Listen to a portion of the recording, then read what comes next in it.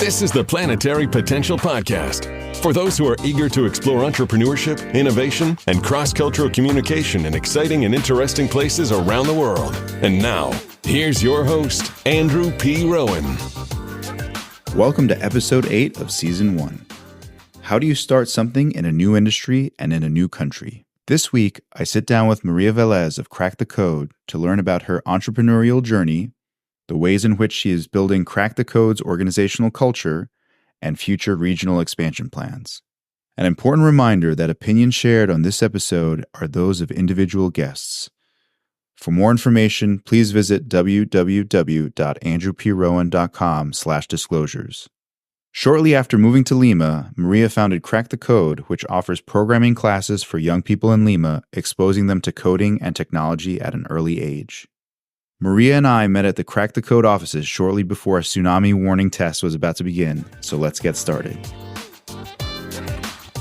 With me is Maria Velez. She is the founder and CEO of Crack the Code. We are here in their beautiful space, right between Miraflores and San Isidro in Lima, Peru. Yeah. Welcome, Maria. Thank you very much for having me. I'm looking forward to this interview. Yeah, we just went on a little tour of the space here, and you outlined some of the program components and what the impact has been of Crack the Code in the last 18 months. Can you tell me what you're most proud of? I think of what I've built, actually seeing something that tangible that has impact in society. We've trained over 800 students in 18 months, and the results have been very positive. We're giving them more opportunities. So seeing these results that are actually like changing lives are super inspiring. Yeah, based on what you've told me and what I've seen here in terms of the photos as well of your students, it seems like it's a very welcoming, inviting space where they can flourish. Now, although you started 18 months ago, I know the process must have started well before then. Yes. Can you talk a bit about how you came to come up with this idea and concept? Yes. And then at what point did you decide, okay, I'm going to implement it, I'm going to go all in? Okay, sure. So I moved to Lima around two and a half years ago. I used to live in the States working in finance. But one of my college internships had been in a microfinance company, actually in Puno. So that was my first experience with a very profitable business that had a positive social impact. So that's when I was introduced to the concept of like a triple bottom line. So that was always in the back of my mind. Mm-hmm. After some time in finance, I got to Lima and thought, this is my chance to do something that I really love. So I started researching. I also interviewed at many banks, investment funds, which seemed normal, natural for me. But on the side, I started researching which industries can have this social impact, but also financial growth. So you have the healthcare space industry, you have even transportation here, you can have a strong social impact, and education, which is where Latin America needs the most help. But at the same time, here, it's what people spend the most on, or something that people spend a lot of money on. So I started looking into education and researching, talking to people, reviewing different models or different market opportunities that were already present in other countries. And that's where I found this coding for kids world that is already developed in other areas, but not in Latin America ex Brazil. So I got literally like obsessed over it. I started going to conferences, talking to people, and little by little, I started developing this idea, which after I think like 6 to 8 months, I would say, of research and planning, flourished and became Crack the Code. Huh. And so when you started telling family and friends, hey, this is what I want to do here in Lima, I see a huge opportunity. Like, what was the reception that you got? It was a mixed bag of, I think, point of views. Yeah. I come from an entrepreneurial family. So my brother has a startup, my sister has her own firm, my dad had his own firm. So for them, it was very normal. My mom was actually like telling me you should live there for at least a year before you to get to know the people, the city a little bit more before you dive into this. But my siblings were like, if you love the idea and you've proven it or you tested it, like just go for it. My friends here in Lima helped me a lot with like the market research part. Nobody really understood exactly what it was because, believe it or not, computer science here is not a well-known term or concept, especially for kids. So it was going to be hard because I was opening something or a market, creating something that didn't exist before. So I had to like convince and educate parents of why they needed this and schools actually. So it was hard, and I knew what I was facing myself.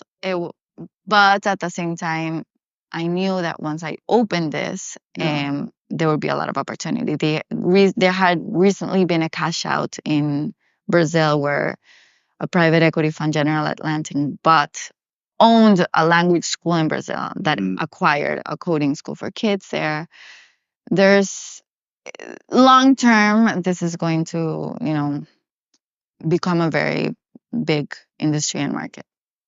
Yeah, it certainly seems there's a lot of potential here in education space. Also, of course, ed tech. Yeah, And the key, of course, is finding a way to scale. exactly. Right.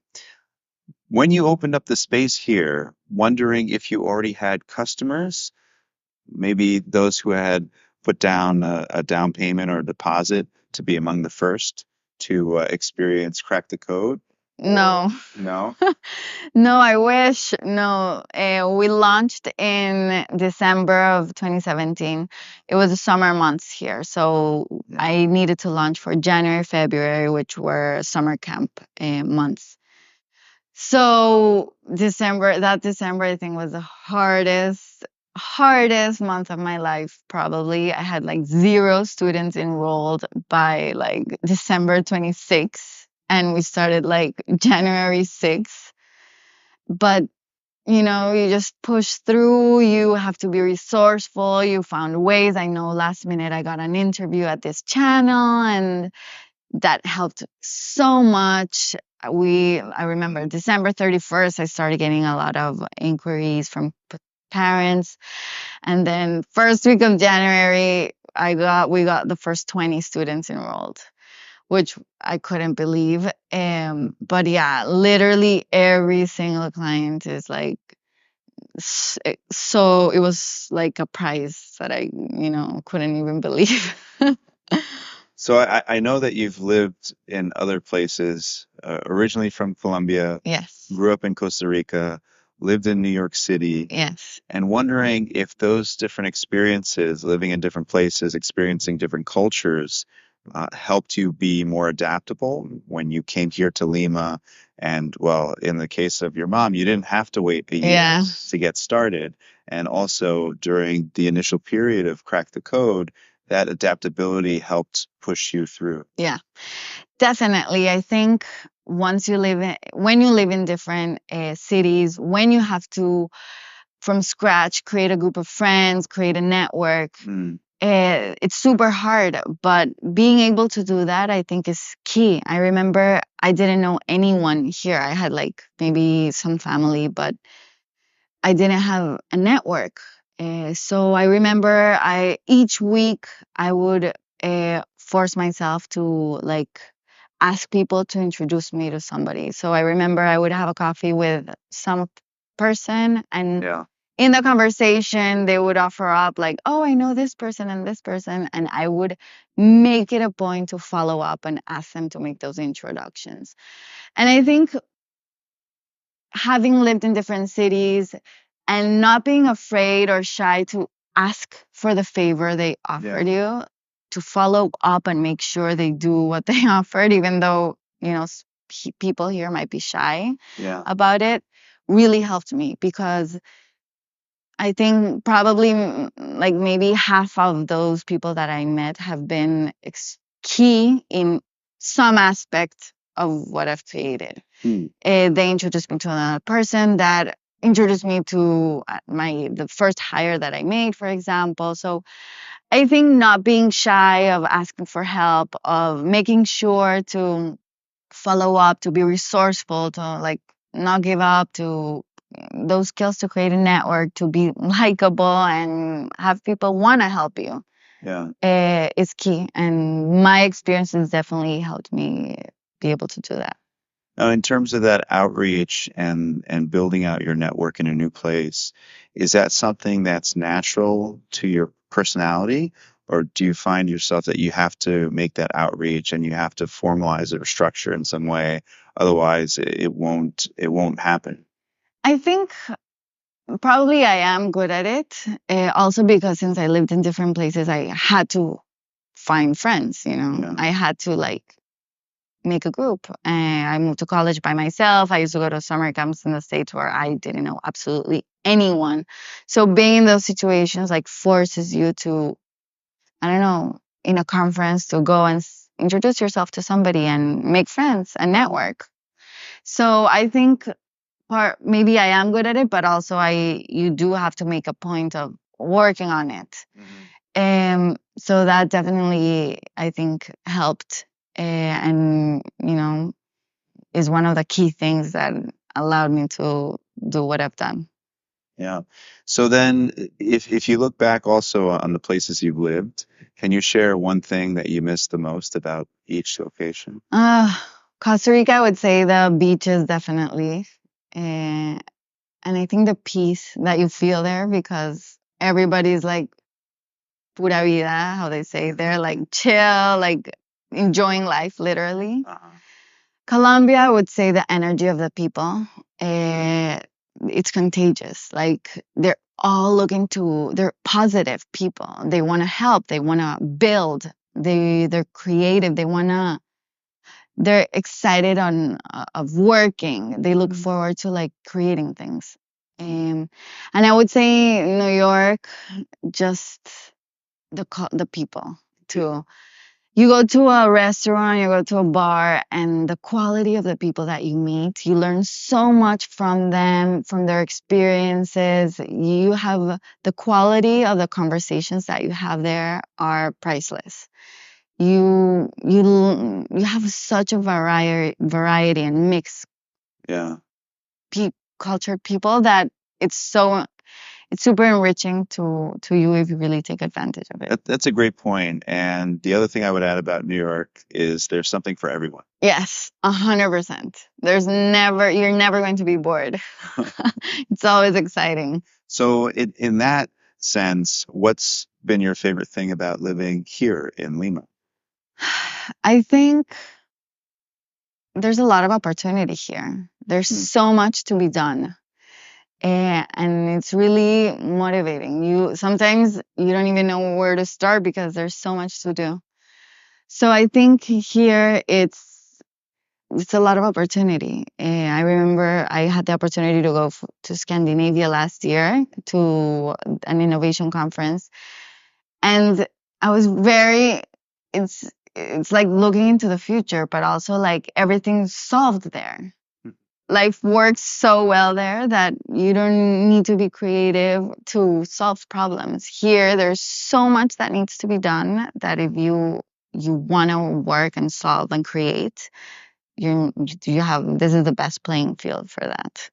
Yeah, that's an interesting contrast, especially when you look at the industries that have already been developed, institutions that have already been developed in the West, and then in places like the global South, and of course in developing markets. Exactly. You can see where the gaps are and thus the opportunity. Exactly. I think sometimes it's a bit hard to figure out what to focus your time on. 100%. Because there's so many seemingly opportunities. 100%. But you're absolutely right about that. Hmm. Can you talk a bit about how you came up with the name Yes. Crack the Code? So I was thinking about different options. I wanted for it to be in English because programming coding at the end of the day is in English. Wherever you are in the world, it's in English. So even though our students, not all of them are bilingual, we wanted for it to be also like aspirational. And at the end of the day, you're figuring out code.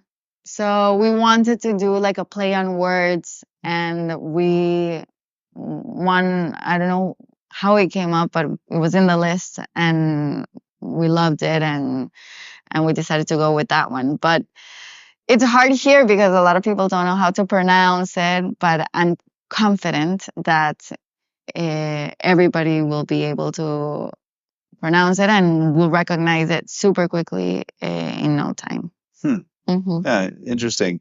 I was trying to figure out, of course, why you went with English as the name, but it makes sense now, Yeah. now that you've explained it. Hmm. And also, well, for incoming foreigners, Yeah. they understand immediately, like, what is the theme and what's going on. Yes. We actually have a lot of students that come in the summer in the US.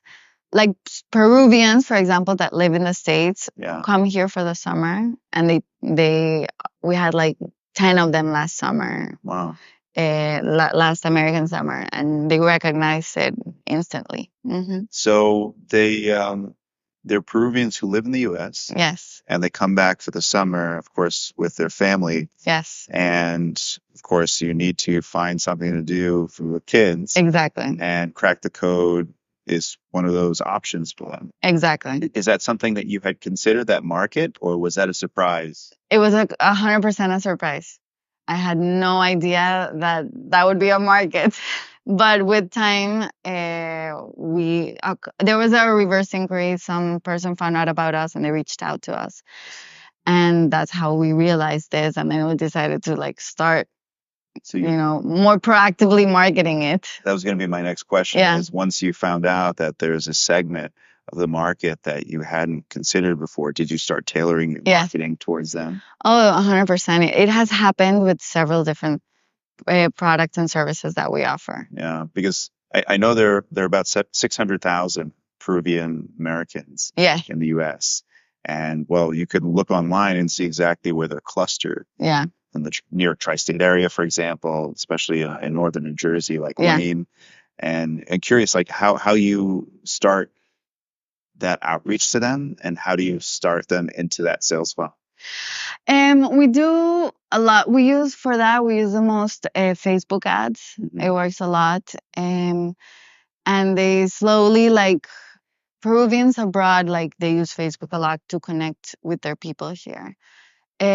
So I think Facebook ad works really well because since they're looking for just talking to friends or looking at what's happening, Yeah. they see what we offer and they like it. We actually have this girl who is in Chicago getting her MBA, and she pays for her little sister to come here every Saturday. So she's over there. She knows that this is what her little sister will need. Yeah. And she's the one that sponsors this for her little sister here. Her grandma brings her every Saturday. So it's really cute that all the different dynamics that we've seen throughout this. Yeah. Now, I know that although there's a large diaspora in the U.S., with diasporas in general, sometimes it's difficult between people who are living on the outside and then, of course, the local community on the inside of a country. As you are not Peruvian, do you see your leadership here with Crack the Code as an advantage or as a benefit for interacting between these different communities? I think it's actually a very positive thing for me. I think it has helped me. Peruvians can be a little bit competitive with each other. So being a foreigner, building something that will help their country at the end of the day, has really helped me get more help from people. I think also having had experience abroad, different points of view, different ideas, also regional network has really helped even improve the service that we're offering, the quality of the things that we offer. My benchmark is not, I don't know, some after school class here in Peru. My benchmark is the best coding school in the States or in Brazil or in Switzerland. That's my benchmark. So I think having lived abroad has opened my spectrum of competition and made me realize that my level has to be like competitive globally, not only here. World class, exactly. And certainly that is a differentiator Yes. among any other substitutes or competitors here in Peru. Wondering, though, if the challenge is finding the right team and the talent to build out that understands that vision. So, of course, if you and I have a conversation about New York style or the environment in New York, for example, we both have lived there, right? Yeah. And so we understand in some cases what we're talking about. And examples without actually having to go too deep. Yeah. Right. But when you are working with people who perhaps have never traveled to another country, but they have that talent, how do you position the alignment of vision for them and the entire team? Well, I think that's a great question. I think one of the things that I'm the most proud of is the team that we've built.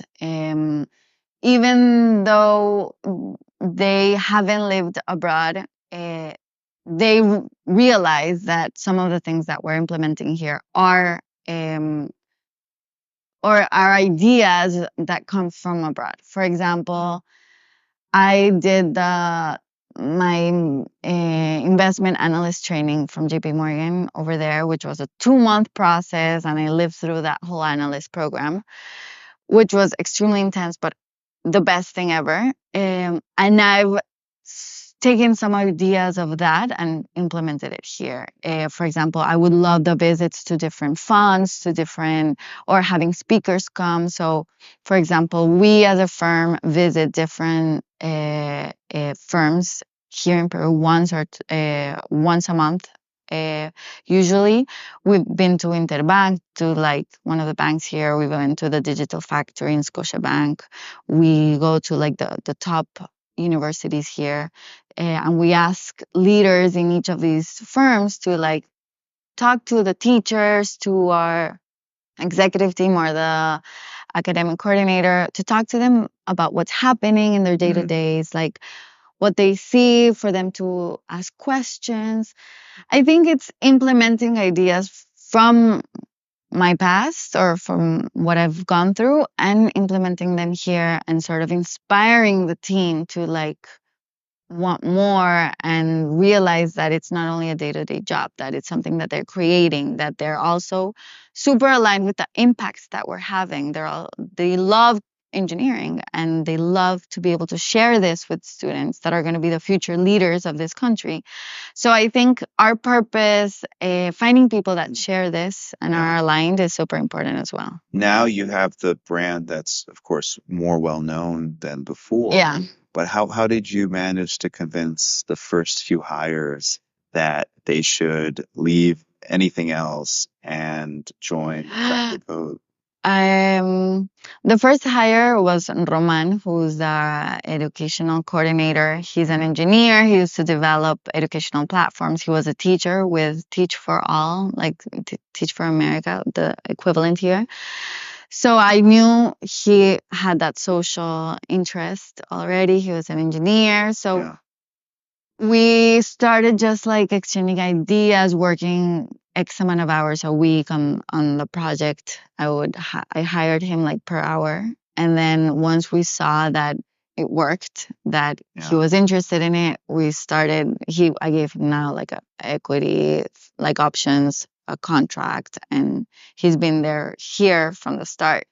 And then the others, I think, it's hard to find good people here, but if you really dedicate the time and if you, I think, read them well and realize that they are in and they're going to, go all in into this idea, it's going to work.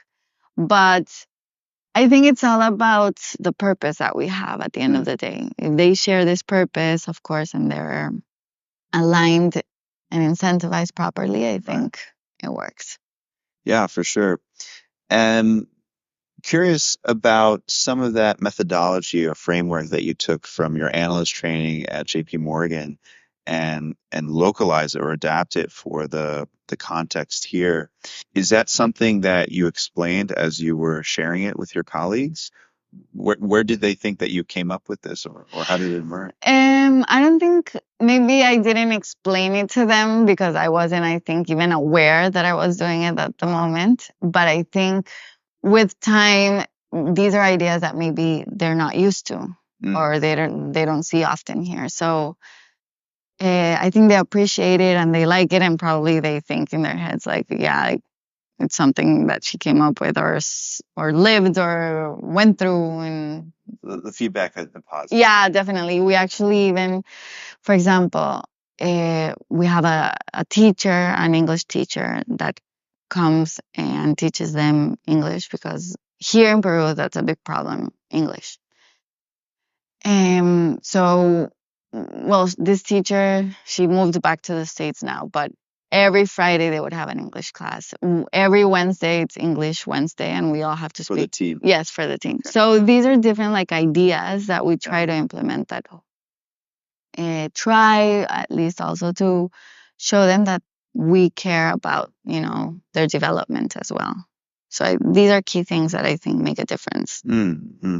And as you are thinking about the future of Crack the Code, like how critical or how much of a role does this play when you are establishing SOPs, for example, or when you start thinking about scaling, right? Because when you open up your next location, which I hope you'll share more about, you can't be in both places at the same time, right? Yes. So I'm actually in that point right now. I'm in the process of looking for somebody to help me more with operations.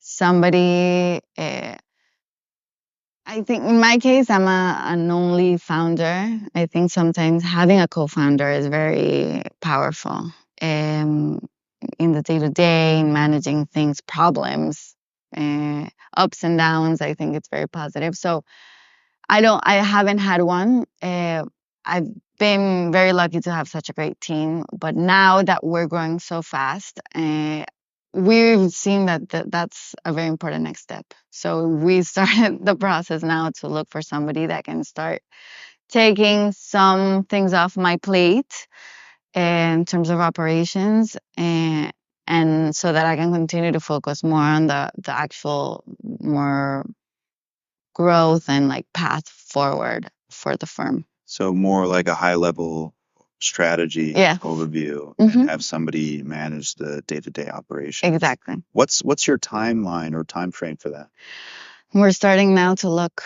I think this in the next 3 months, I definitely hope to have this person, for sure. And the next location will be hopefully this year in Lima. In Lima, but in another area. Okay. In La Molina, where there's also a lot of schools. That's going to be like our number 2 headquarters. So right now, even though we teach in this site, we work with 12 schools. So this is like our home base, but we have teachers going to 12 different schools a week. We have over 320 students taking our classes week on week.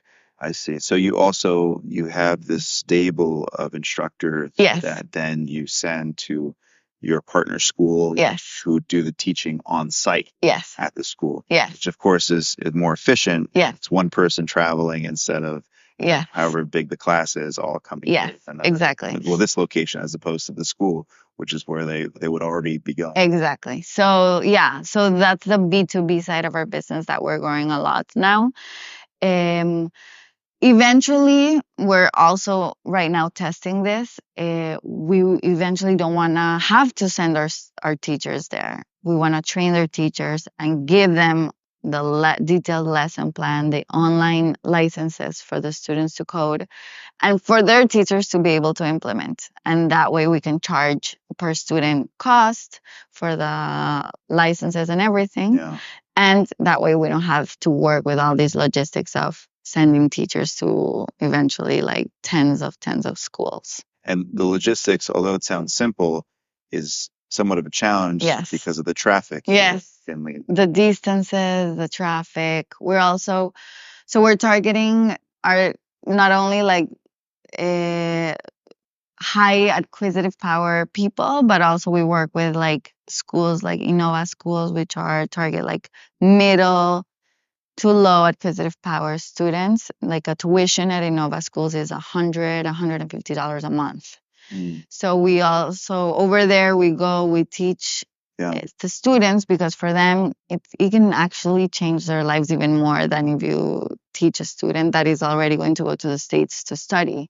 Here, if this kid graduates high school knowing how to program or create websites, he can already be a freelance while he studies in college. So you can actually have the power to change a household and life. So from the start, from the first month, we wanted to also work with schools and students of that target market.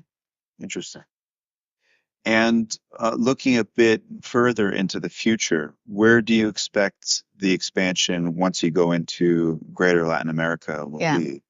I think the next step will be Mexico for sure. We're already doing due diligence there. And then Mexico is like incredibly big. It's another world. Like 4 times the size Yes. of this market.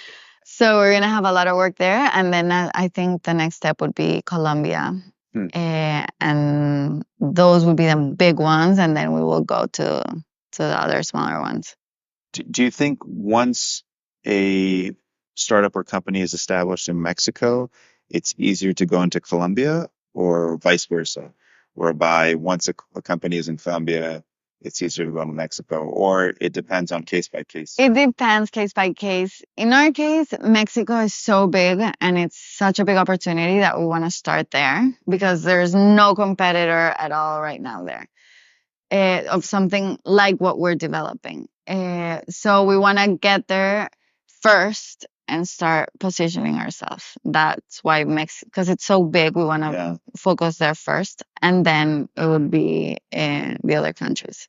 And to set up in Mexico, how do you expect the structure to be? Like the legal structure? No, like, are you planning to franchise? Okay. Because you mentioned developing curriculum and licensing it to schools. Yes. So the extension of that would be to develop curriculums for a school and to license that to anyone who's interested. Yeah. Well, I've thought about a franchise model. The problem with franchises, which concern me a bit, is that maybe sometimes quality can start going down if you're not on top, constantly monitoring it. Yeah. So I think initially it wouldn't be a franchise. It would be us opening, having a country manager there that starts creating the whole So business, building it out there, like exactly what we did here, but over there. Huh. And any time frame for that? I think next year, Next year? second half of next year. Yeah. Wow, it sounds like you have some exciting Yeah. things to look forward to ahead. I want to ask you about your founder journey experience thus far, because I understand this is your first time as a founder, and wondering if there's anything that has surprised you, whether it's been about the experience or about yourself. I think it's super, I don't know. I think nobody knows what you're capable of doing. I think I would have never thought that I would be able to do this, or managing everything, or building something, learning from, I don't know, real estate, legal contracts. But I don't know. But that's interesting too, because I imagine you wouldn't have started unless you thought you could do it. Yeah, but I think sometimes you don't even know what you're gonna have to learn about. Like there are problems that pop up randomly that you're like, oh my God. So you have to like prepare. It's all like, Yeah. wait, is it? By the way, is that the fire? Yeah, there's a tsunami trial, like Oh, they're testing the tsunami warning yes. system. Okay. I don't know. So, but we don't. Do we have to leave or? I think everybody left. Everybody Maybe we can just stay. Okay. I don't know if they're gonna notice. Oh, I see. So we're supposed to go to the evacuation center over there. Yeah. Okay. But it's for a tsunami, right? It's not for a fire. No, it's for quake and so followed by a tsunami. Okay. So you knew they were going to test. Yeah, but it was at 10, but I don't know. I don't have the time. So probably. It's 10 o'clock now. Yeah. Oh boy. All right. So let's keep going then. Okay. Because I mean, yeah. So that's a good point about kind of just learning it as you go. Yeah. And you know what you know in terms of what are going to be some of the challenges, but there's some things that you don't know about. Yeah. And you have no choice but You to have no choice. kind of roll with the punches, so to speak, Exactly. and to figure out a way like how to get it done. Exactly. Wondering what you see as the most challenging aspect of being a founder CEO right now, because of course you have to manage the day-to-day operations, the here and now, but you always have an eye on the future. Yes. Right. So, but they're very different mindsets to be in. And so wondering how you transition between those two. I think that's the hardest part, especially not having like a co-founder that can help you like manage the day-to-day operations, problems, like, but also, and growing the business, like establishing partnerships, growing it. Yeah. But at the same time, for example, right now I'm working on my model, on my one pager, on my deck, because I know that I'm going to start fundraising, doing the first round. So you have to like split the time sometimes when I know I have to focus on the other more like long-term strategy parts. I do it from my house and don't come here, because if I come here, I get involved in the day-to-day, like people come to you with questions, problems. So if I stay at home and just focus on it over there, I get it done more easily than if I'm here. So that's something that I learned recently and I've started to do. But it's definitely the hardest part. That's why I need that other person, because I need to start being able to like split the things and do both really well. So you are searching for a potential co-founder at the moment? Yes. Okay. Yes. And do you have any idea, like, do you have the ideal persona in your mind who would complement your skills and experience? Yes, I mean, ideally, it would be a person with work experience that is a decision maker that can take off my plate a bunch of decisions that I make. For a COO? Yes, definitely. A COO that hopefully comes from a different background than me. For example, that knows something about either psychology or education, or who was part of like either an NGO or built an NGO, for example. Yeah. That has worked, and sort of that has led something, either a small project like an NGO or an actual firm that has a different point of view in terms of studies, maybe like a psychologist or like something in a person involved in education, but that has managed something that can deal with operations, that can make decisions, that can help also with like the growth that we're going to have in terms of people and headcount. So I don't think it's going to be easy to find that profile, but I'm starting now. Well, it sounds like you have a pretty well-established network. Yeah. Not just here, but in Latin America. Yes. It sounds like you'll have to do some more of that outreach. Yes. To ask for incoming suggestions and recommendations. Yes, I'm going to have to do that. Actually, I made this decision. I made it last week. And this is going to be a priority that I'm going to have for the next months until I find that person. Whether it is a co-founder or CEO, what depends on the person. Sure. But Yeah. Commitment uh, level as well. yes, exactly. Yeah, well, that's definitely exciting though, because I can hear your clear vision coming through for how you want to scale, Yeah, crack the code, and in what fashion and where across the region. yeah. Is this point where you're at now? Is that something that you could have envisioned 2 years ago that you would be, or I like don't what know. if you had, like, what would have been plan B here for Lima? I mean, when I started, in the moments of panic of like, what am I doing? I'm crazy. Why am I doing this?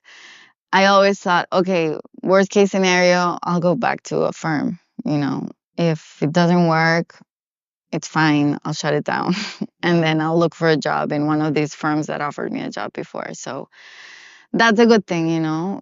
Thankfully, in my life, like I had financial stability. I had savings. Like it was the right moment for me, and I was able to go all in from the start with sometimes people can't.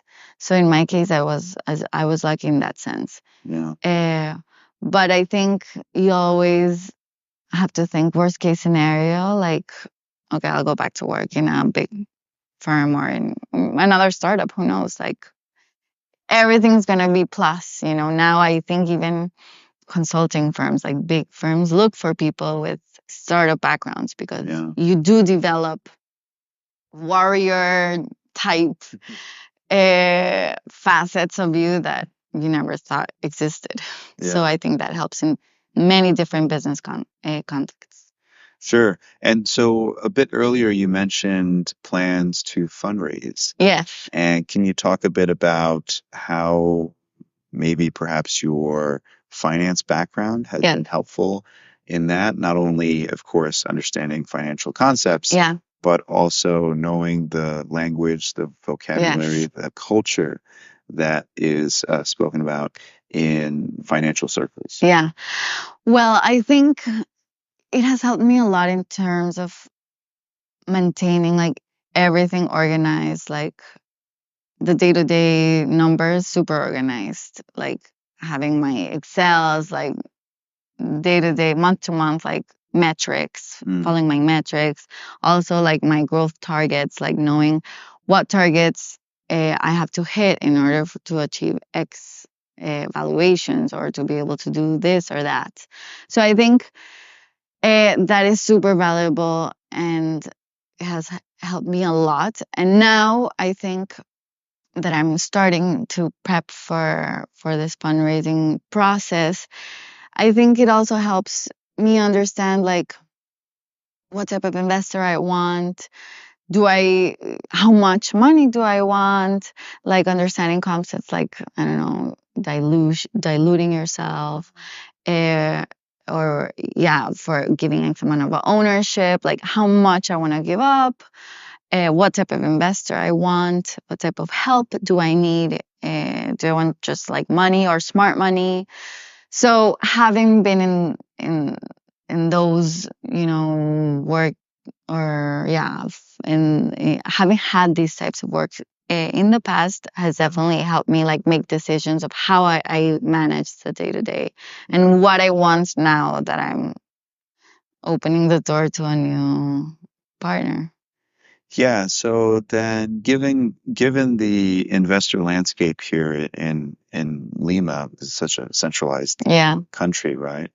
Wondering if then after a certain growth point, you have to start looking regionally to investor networks and investor partners. Yes, definitely. I think right now I'm considering some Mexican funds, VC funds, and some local Peruvian like angel investors. So I think that would be the ideal fit. Yeah. Right now, even the next year we're focusing in Peru, but naturally the next step would be the plan is for it to be Mexico. So having a renowned, experienced fund over there that can help me here and there, and then a local player here that has the contacts, the network, and that can help me grow and scale the business here would be the ideal fit, I think. What about social impact investors or impact investors in Yes. general? Because I mentioned that was one of the, well, you mentioned that this was one of the initial themes, Yes. especially in regards to triple bottom line. Yes. I don't know too many impact investors here in Peru. Of course, there's some in Mexico. Yeah. Have you considered them? Yes. Or why not? Yes, definitely. I think our model is like not a traditional SaaS model that is like hot right now. You know, we have a blended, we're a mix. We are in person and also online. We have an online component to it. But a lot of funds and investors don't understand this. They like the traditional mega scalable startup that is like an online platform. So we are going to, we're not going to be likable to many funds. So we are focusing a lot on funds that have made investments in similar firms to us that can also actually help us more, because if it's a fund that only invests in SaaS models, they're not going to really understand us. So I am investing a lot of time into seeing what investments they've made and if it makes sense, if we would fit in. And many of them are social impact funds. Some of them that I've seen, especially the ones from the States, that have invested in LATAM, look to give higher tickets, like larger tickets than what we are now or what we need right now. They give like 2 million and plus, so which is not what we need right now. So I have them in my radar, and soon, and will continuously send them information for when it gets to that point. But I have this whole list of the funds that are social, not social, and the ones that we would fit in, that are the ones that we're going to reach out. Now, you had mentioned before that your brother is also in the startup industry. Yes. Here in the region, although in a different country, Brazil. Yes. And the company that he's associated with recently entered Mexico as well. Yes. Mm-hmm. In the future, do you see perhaps some sort of collaboration? Yes, he loves education. Well, his firm right now is in Brazil, so we haven't been able to work together yet, but in Mexico, for sure. He's actually worked with some coding school for kids in Brazil with his firm. He also is trying now to sponsor some schools to like start implementing some of this. So for sure, once we're in the same country, we're definitely going to create some cool projects that are going to. Yeah, that's very exciting. Like you're both coming from two different countries and expanding into the same second country. Exactly. And there's opportunity to collaborate, of course, not just formally between organizations, but that sharing of network as well. Yes. Whether it's the investor or potential partner on the ground there. Exactly. And similarly here as well, right? Because you're established here in Peru. Exactly. So I'm sure at one point he'll come here. Yeah. Yes, for sure. He actually married a Peruvian too. Oh, wow. Who lives in Brazil. Yeah, so crazy. So hopefully who married Peruvian first? He married a Peruvian first, and then I married a Peruvian. Sure, a lot of jokes from following it. Yes, 100%. But ironically, like Lima is now the city where my family meets, because they come here because her family's here. I'm here. And so then my parents and my sister just come here. So because they're based. My parents are in Costa Rica now, and my sister in Barcelona. So family reunions here. Yes. Mm-hmm. But not during the winter time. Definitely not. Usually around April. April. It's the April's best the month. best time to come Yes. to Lima. Yes, I think so. And to go to Cusco and to travel, I think it's Yeah. the best time. I'll keep that in mind for my next trip. Yeah, it's pretty gray right now. It's not the ideal time. I've definitely got to go to Cusco. I won't have a chance to No. this trip, unfortunately, but you got to save something for the next time, right? Yes.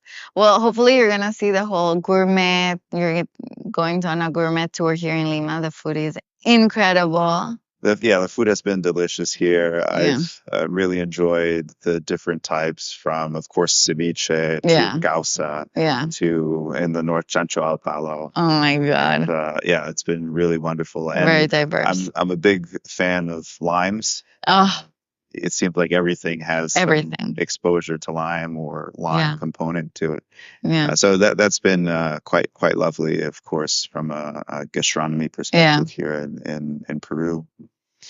I want to, as we start to draw to a close, I want to give you an opportunity to talk about anything that I haven't asked you about, whether it's about Crack the Code, or it's about you, or it's something that you discovered here in Lima or in Peru that isn't obvious to somebody who's here for a short amount of time. Yeah. Or if you want to share something else, like perhaps the best advice you've ever received.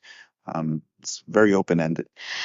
I would say that, I don't know, the hardest part of being an entrepreneur is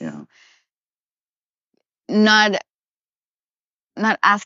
feeling like you have a support group. Like when you work in a firm, you have a bunch of colleagues, workers. You're always around people. You're never alone. Or you can choose when you want to be alone.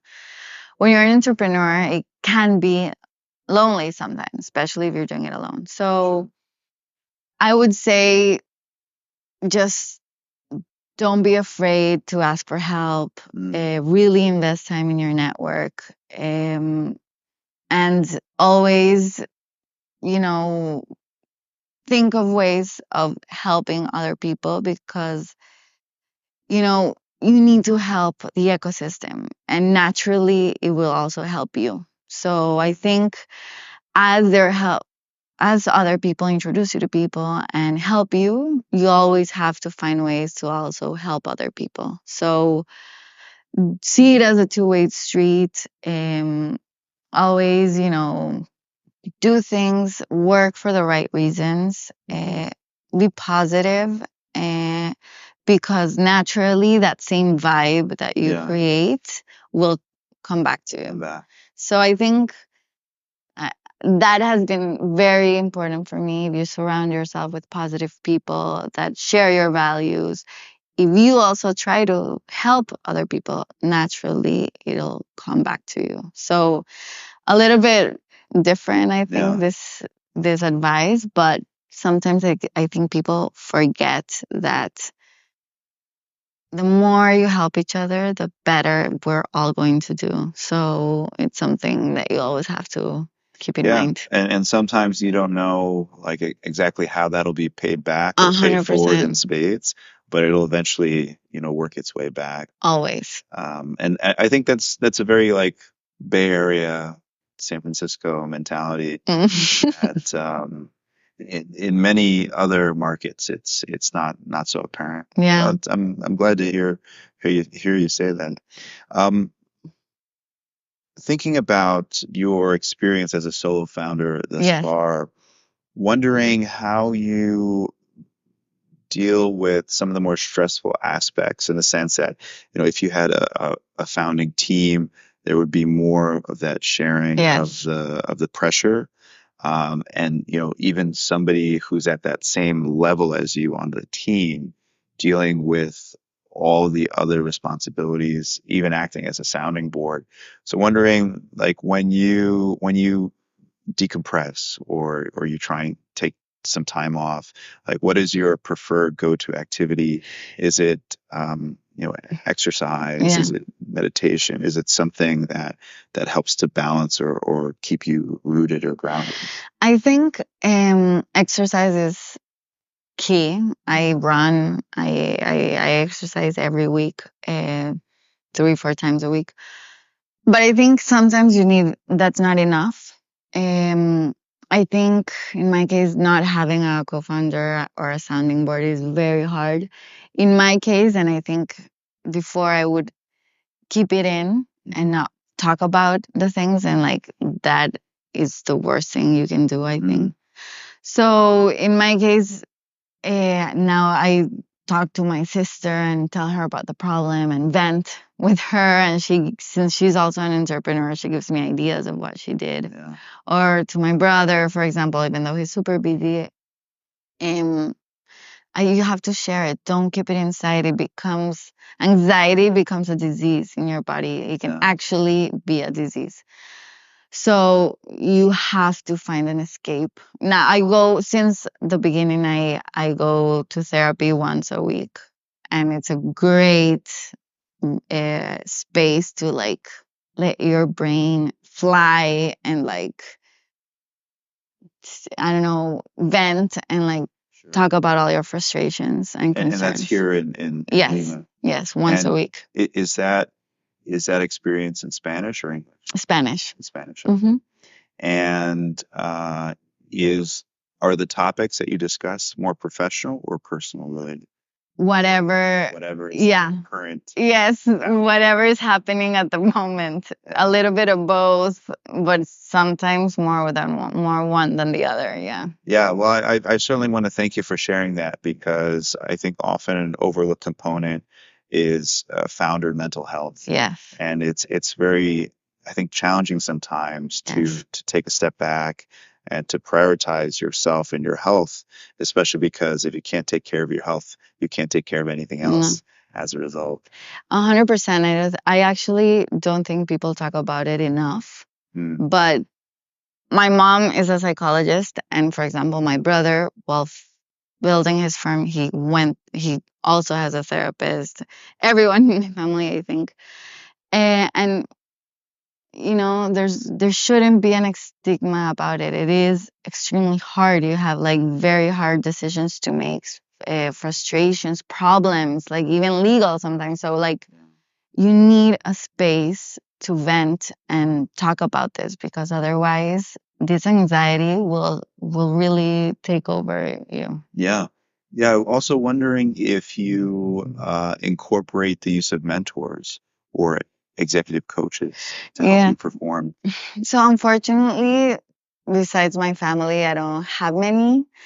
I do have some friends here that sometimes when I need advice, I'm like, am I going in the right direction? And they help me like brainstorm.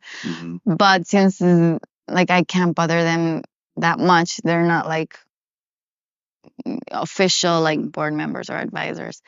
Soon, hopefully, I'll have one. But yeah, that's something that I need to work on, because I do need an executive mentor and advisor besides my family. Yeah, it's great to have family to lean on, especially because in the case of, for example, your brother, he knows exactly what you're talking about, what you're dealing with. Your sister, who is also a fellow entrepreneur, although in a different industry, of course, can kind of relate to some of those challenges and rewarding moments as well. And then, of course, mom. Yeah. What mom would you want to listen to?